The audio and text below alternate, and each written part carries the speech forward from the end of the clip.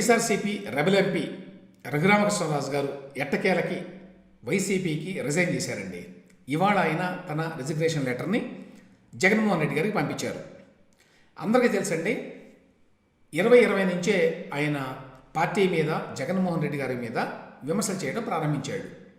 ఆ వెంటనే అధికార పార్టీ వాళ్ళు కూడా ఆయనని టార్గెట్ చేశారు. టార్గెట్ చేయడమే కాదు, ఆయన మీద అడ్డగోలుగా కేసులు బనాయించారు. రకరకాల కేసులు, ఎస్సీ ఎస్టీ అట్రాసిటీ కేసులే 1 డజన్ ఉన్నాయని చెప్తున్నారు. ఒక కేసులో ఆయన్ని ఇక్కడికి వచ్చినప్పుడు, హైదరాబాద్ వచ్చినప్పుడు అరెస్ట్ చేశారు. గుంటూరు తీసుకెళ్ళి అక్కడ టార్చర్ కూడా చేశారని చెప్పి ఆయన ఆరోపించాడు. అది సుప్రీంకోర్టు వరకు వెళ్ళింది. అదృష్టవశాత్తు సుప్రీంకోర్టు జోక్యం ద్వారా ఆయనకి బెయిల్ వచ్చిందండి. లేకపోతే అసలు ఆయన ప్రాణమే తీసేవారు అని చెప్పి ఆయనే ఆరోపించారు, వేరే వాళ్ళు కూడా కాదు. ఆయనే చెప్పాడు, నా ప్రాణం తీసేవాళ్ళు వాళ్ళు కనుక, నేను కనుక ఉంటే అని. ఇక అప్పటి నుంచి, అంటే 2020 నుంచి ఇప్పటి వరకు ఆయన ప్రతిరోజు రచ్చబండ పేరుతోటి తీవ్రమైనటువంటి విమర్శలు చేస్తున్నాడు వైఎస్ఆర్సీపీ మీద.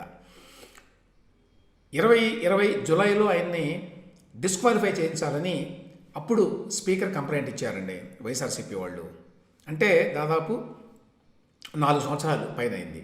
4 సంవత్సరాల నుంచి కూడా వారు రఘురామకృష్ణరాజు గారిని డిస్క్వాలిఫై చేయించలేకపోయారు. కారణం ఏమిటి అంటే తగిన ప్రాతిపదిక లేకపోవడం వల్ల.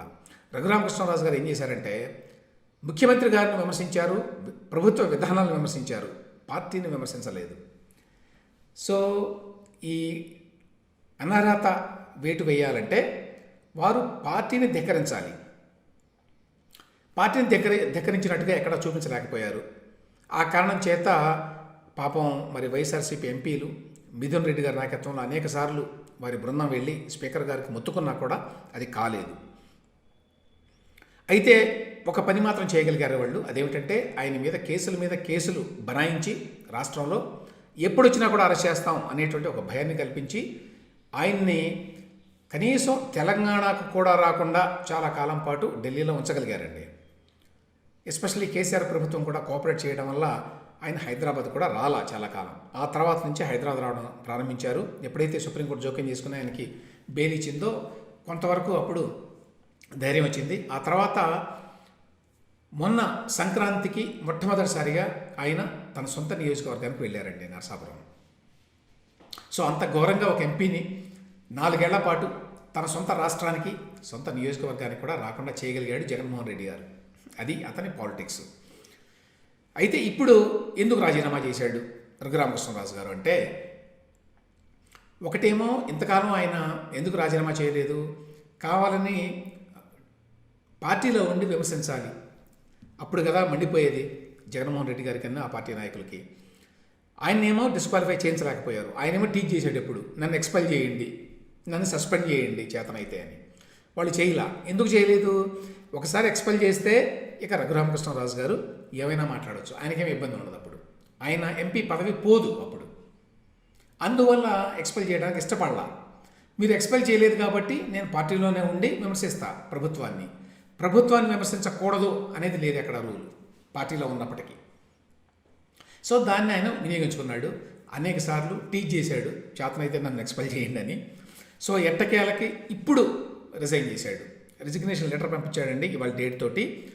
Letter of resignation from primary membership of YSRCP Shri Y Jaganmohan Reddy అని చెప్పి ఆయన పేరు మీదనే పంపించాడు. మీరు మహమ్మద్ గజనీలాగా అనేక సార్లు నా పార్లమెంటరీ సభ్యత్వాన్ని మరి నుంచి నన్ను తొలగించాలని చెప్పి పార్లమెంట్ నుంచి డిస్క్వాలిఫై చేయించాలని విశ్వ ప్రయత్నాలు చేశారు. అప్పుడెప్పుడు మహమ్మద్ గజనీ ఢిల్లీ మీద 1 డజన్ సార్లు ఏమో ఇయర్ ఆఫ్టర్ ఇయర్ దాడులు చేశాడండి. ఆ విధంగా అనమాట.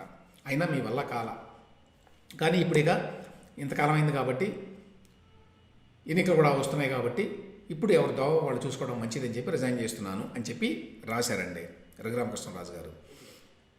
ఎందుకు చేశారు ఇప్పుడు ఎందుకు చేశారంటే, ఎన్నికల దగ్గరకు వస్తున్నాయి కాబట్టి ఇంకా ఫ్రీగా ఓపెన్గా మాట్లాడుకోవడానికి ఉంటుంది. ఎట్లాగో రిజైన్ చేయాలి, ఆయన ఆ పార్టీ నుంచి బయటకు రావాలి. రెండవది, రేపు 28వ తేదీన తెలుగుదేశం జనసేన పార్టీలు తాడేపల్లిగూడెంలో ఒక భారీ బహిరంగ సభ పెట్టబోతున్నాయండి. ఆ భారీ బహిరంగ సభలో పార్టిసిపేట్ చేయాలని చెప్పి రఘురామకృష్ణరాజు గారికి ఉన్నది. కానీ వైఎస్ఆర్సీపీలో ఉండగా ఆయన అక్కడ ఆ వేదిక మీద పార్టిసిపేట్ చేయకూడదు. పార్టిసిపేట్ చేస్తే అప్పుడు డిస్క్వాలిఫై చేయించడానికి ఎంపీగా వీలుంటుంది. ఆ సిచ్యువేషన్ రావడం ఇష్టం లేదు కాబట్టి ఈయన ఏం చేశారు, ఇప్పుడు రిజిగ్నేషన్ ఇచ్చారు. ఇప్పుడు రిజిగ్నేషన్ ఇస్తే జగన్మోహన్ రెడ్డి గారు దాన్ని ఆమోదించాలి. ఆమోదిస్తే అప్పుడు ఫ్రీగా ఆయన ఏ పార్టీ సమావేశంలోనైనా ఆయన పాల్గొనవచ్చు. ఆయన ఎట్లాగూ టీడీపీ, జనసేన, బీజేపీ ఈ 3 పార్టీల్లో ఏదో ఒక పార్టీ నుంచి నేను నిలబడతాను అని చాలా స్పష్టంగా చెప్తున్నాడు. అయితే ఇప్పుడు మీరు నా రిజిగ్నేషన్ని మరి primary active membership of YSRCP పార్టీకి ఇస్తున్నాను కాబట్టి మీరు ఆమోదించండి అని చెప్పించారు. ఇప్పుడు జగన్మోహన్ రెడ్డి గారు ఆమోదిస్తారా లేదా చూడాలండి.